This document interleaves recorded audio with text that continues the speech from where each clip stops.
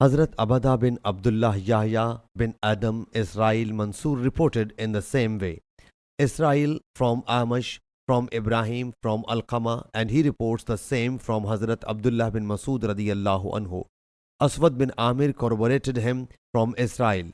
Same is reported by Hafaz from Abu Muawiyah, from Suleiman bin Qaram, from Amash, from Aswad, from Yahya bin Hammad, Abu Awana, from Mughira, from Ibrahim, from Alqama, and he reports from Hazrat Abdullah bin Masud the same.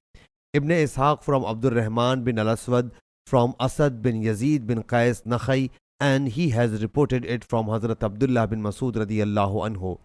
Hazrat Abdullah bin Masud radiyallahu anhu says, we were along with Allah's Apostle sallallahu alaihi wasallam in a cave when chapter The Sent Ones was being revealed to him. We were learning the chapter from his tongue, while the recital was still following freely from his mouth. A snake appeared then, so Allah's Apostle sallallahu alaihi wasallam said, you should kill it. The reporter says, we pounced upon it, but it outstripped us. Hazrat Ibn Masud radiyallahu anhu says that he sallallahu alaihi wasallam then said, it remained secured from your affliction as you remained secured from its evil. Sahih Bukhari, Hadith number 4931.